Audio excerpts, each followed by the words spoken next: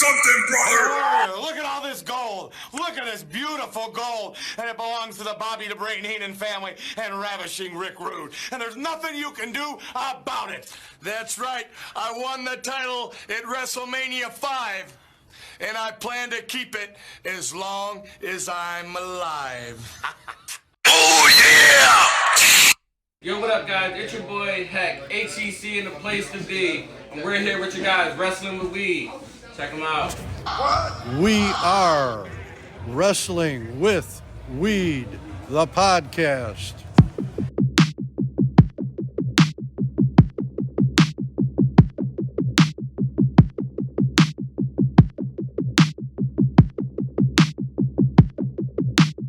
Man, just fucked you over. Ooh, my boy. Welcome back to another episode. It's the first live episode that we're actually recording video. And we're fresh out of GCW, Chicago. What is it called? What was the stadium? Thalia Hall. Thalia Hall. Pilsen. In Pilsen. Yes, I do got shades on, and it's the middle of the night. We're in the parking lot of Rico Benny's. Anybody from Chicago know about Rico Benny's? We're in the parking lot watching these rats run around. So it's me, Luciano Bands, my boy Broski. So what did you think about the GCW show? I liked it. I know you didn't like it. I know you complained the whole show because you had to stand on your feet.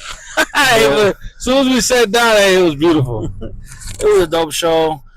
The only complaint I have about GCW in Chicago is that it's more wrestling based, which isn't a bad thing, but I seek GCW for a specific type of thing.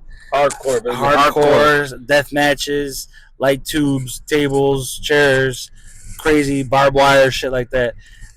So far, we've been to 2 GCW shows in Chicago, and they've been more wrestling based. But I want to just say that it still didn't take away from the fact that they were both good shows.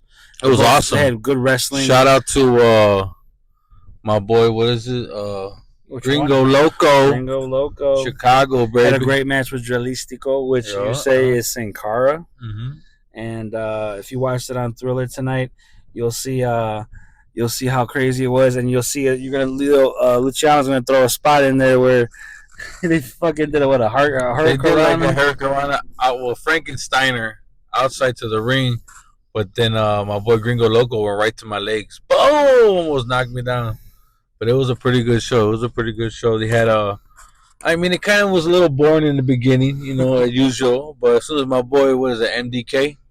My boy Murder, Death, Kill. As soon as he came out, that shit was popping. That match, and then he had the future Bloodline member. What's his name? Were you there? Zilla Fatu.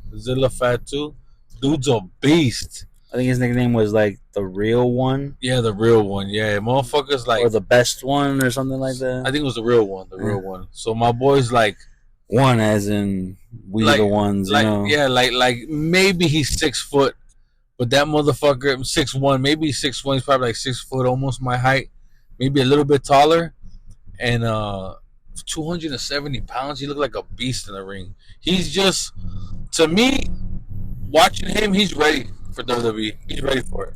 But other people say he's not, so I don't really know how his promo abilities are. But his ring awareness, his ring presence was just sick. I was like, damn, you know what I'm saying?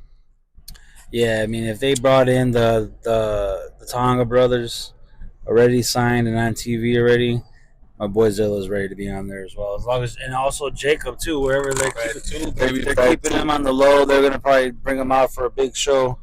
But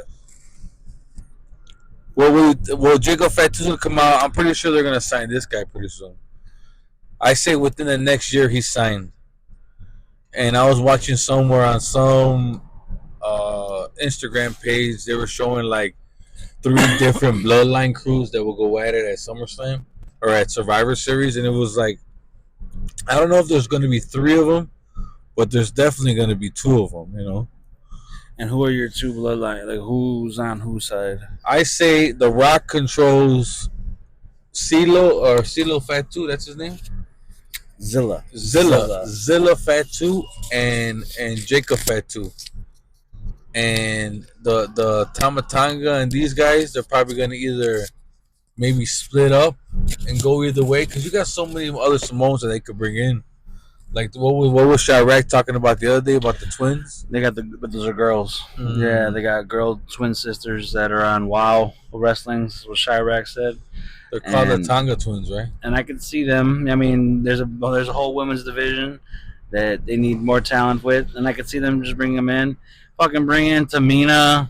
Fucking. But imagine the Tonga twins against Bianca Belair and Jade. That would be a crazy match. And I haven't seen the Tonga twins actually in action, but I've seen them like little videos of them training or whatever, and they look like the real deal. You know what I'm saying? But it all depends on if what's going on with the WWE. You know? I think they just need to hurry up too. Like this bloodline story is happening now. I don't know like what Rock's plans are because I know he's not done with the storyline. Right now, he's recording Mark Kerr Smash Machine movie, and he looks just like him with the pictures that I've seen. And I could just see the scene where the Rock's in the middle of the ring and they got all the fucking family members in the ring at one time. Like talk about an ultimate like NWO type faction where it's not just 2-3 guys, it's like a fucking squad.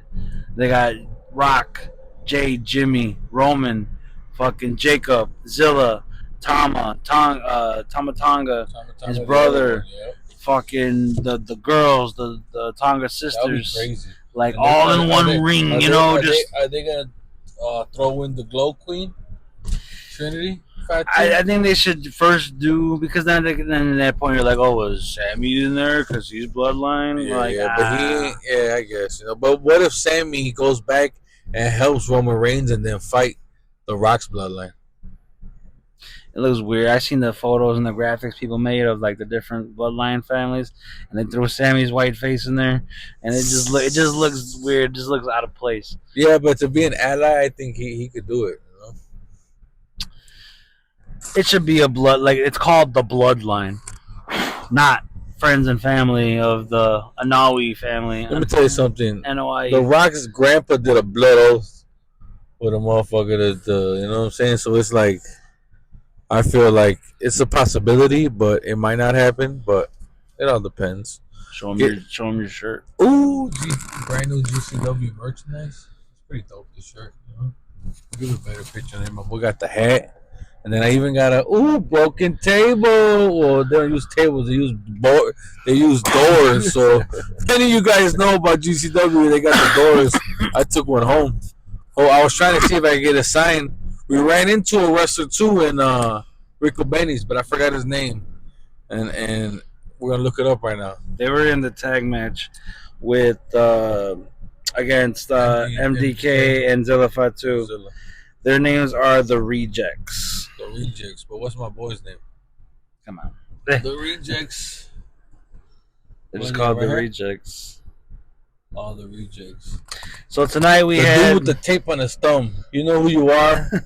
I forgot. I don't know your name. I feel bad about that, but we just seen Rico Benny's, and he was a cool ass dude, laid back, chill, said what's up, told him that enjoyed his show. Boom, dude was cool as hell.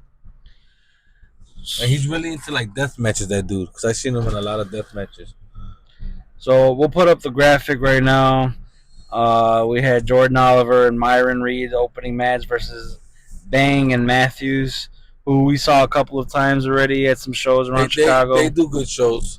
Put on good matches. Warrior Wrestling, you know. They're a little bit in the jobber squad right now, but they're putting in their dues, and they put on some good matches.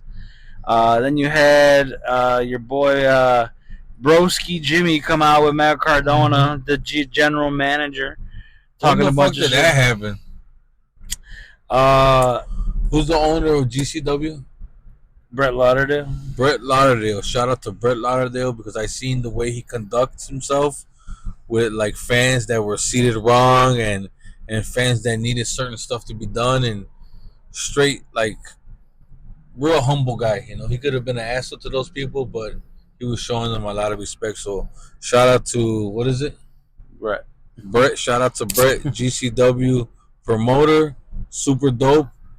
He seemed like a real cool guy, you know what I mean? Shout out to him. Shout out to GCW in general. And then, what else? Well, we had that Broski Jimmy, I guess that's his name, versus Micro Man, the midget wrestler. Ooh, that was awesome. That started off the show hot. That first tag team match, was that for the belts? No, that was the other tag team match. Oh, okay. Because even that title match for the belts was lame as hell. Like, they got plenty of other people to put the belts on to be more, like an attractive show. But I was just like, man, that was terrible. But that little guy, what was his name? Microman. That's a crazy ass name. That's like Microman. But yeah, he did some pretty good moves, man. I got a couple of clips. I'm gonna put up the video vlog. Either before this or after this, I'm not sure yet, but maybe before it, just so you guys get the handle of what we've seen. If you guys watched it on Fight TV, what is it on Fight TV? You've seen us there. We were there. Boom, boom. Everybody left before the main event. Not everybody, but because there was a couple of older people in the crowd, and they just probably had enough and dipped off. But we got to be right there, my boy. Ooh, Kalisto or Mystico, whatever the fuck his name is. He slapped me, high five. Your boy did me dirty. What's his name? What's that dude's name? Mans. Cocksucking Mans, man. I put my hand out there. He just was like, "Fuck you." He's a bad guy. Yeah, he walked away talking shit to Matt Cardona. Cardona's over there with that fake injury in his arm. We had Joey Janela versus your Braun Strowman. That was a good one. I like that one. I like the whole storyline between him and Matt Cardona. You know what that's leading up to? Joey Janela's going to win the belt, and then Matt Cardona and him are going to go at it for it. Who's the champion? I don't Why know. was he not Remember in he this card? stripped him. Remember Matt Cardona came out and said there's no champion. Yeah. So it's whoever wins that gauntlet, right? Yep. That's next week. We definitely got to watch that. You got to figure out. You got to find out what day it's on. We had Kaylee Ray versus Dark Sheik. Your favorite wrestler. Ooh, favorite wrestler. I don't know what they were on, but they were on some like Pokemon shit, right? One was the bad dudes from Pokemon with the white, like they're like nurses. I don't know what the fuck they were. And then old girl was for the Pokemons. It was alright. I didn't get that. Yeah. She had the whole little white outfit with the R. That's what that was? I was wondering with him. Yeah. But I mean, it was alright. It was nothing to write home about. You know what I mean? But what's the next one? The tag team championship match. The Violence is Forever versus Los Desperados. I mean, I guess certain parts of the match were good, but it was overall like I was just like lackluster, and it was for the belts. You know what I mean? Even the crowd wasn't even into it. When we had my new favorite women's wrestler, Megan Bain. Ooh, Megan Bain. Allie Catch. Who I think I almost ran over. Yeah, we almost ran over on the way to the stadium. Sorry about that. The street. But yeah, that was a great match because Alley Cat, she's not no lightweight. She's a grown ass woman, thick as hell. Megan was picking her up and just kept giving her like almost tombstone, and then finally gave her the tombstone, which I think no one in any wrestling company should use the tombstone. And that's why I say fuck the Young Bucks, because they call it Dave Meltzer driver or some shit like that. It's the tombstone, and no one should use it but the Undertaker. You got to give him that respect. Megan Bain came out. She got a good presence. She had a good entrance. Hell yeah. I fuck with the gimmick. She's got a nice size for a women's wrestler. Like when I say that, I mean like Bro, she looks like she's ready for TV. Hell yeah. WWE wrestler, like Jay Cargill, kind of like, you know. It sucks because like Jay Cargill looks good for TV, but she sucks on TV. You know what I'm saying? So, what's the next one? Mance Warner versus Cole Roderick. Oh yeah, he beat that poor fucking Jules and tendon right there. Oh, that was bogus, man. Left him bleeding. The deli worker, Jules. and then he dished you dirty. Yup, he didn't want hit, man. And then we'll throw. I wasn't recording the high five one, but I was recording the shot of when he was walking back, and you were just flipping him off the whole way. We talked already about Gringo Loco and Belistico. We talked about Nick Gage, Zilla versus the Rejects. Speedball Mike Bailey versus Danhausen. That was pretty good. It was a lot better than what I thought it was. Because, man, they were going at it right in front of me. When I sat down, they were, like, right there in front of me. Yeah, that was, like, the first one that actually went into the crowd and got up, and we were able to get real close and get good shots and shit. No lie, though. I was trying to get one of them Danhausen's teeth, but That one girl went over there, ran over there, and grabbed him right away. And then I seen everybody run into the ring, and I was like, I ain't gonna be that type of guy. Can't do that. Oh, and I got a table. Oh yeah, I already told him that. sorry. We are wrestling with weed. No, yeah, and then that was pretty much it. Good atmosphere. Good. That was the first time at Thalia Hall. It's a real old school venue. Looks like more like a theater kind of thing. Oh yeah, because like when you first walk in, there's like a chalkboard, and then somebody drew the GCW logo on there and did all the information. That was pretty dope. You could change it for different venues. You know, like I've never heard of it, and then we heard of it, and then I was like, man, this. I'm looking at the address, and I was like, it's got to be in Pilsen. And, you know, we're from Pilsen, whatever, you know what I'm saying? And I'm like, damn, I never seen this fucking place. But it's like, it's super dope. It's on the side. The way they got it set up, you just pull up, like you got a valet parking, and it's pretty dope. I enjoyed it. The whole little atmosphere around there in that little block was jukey. Maybe because Sueños or whatever the fuck just released, so they were all showing up to the bars and whatever, you know? But it was pretty dope.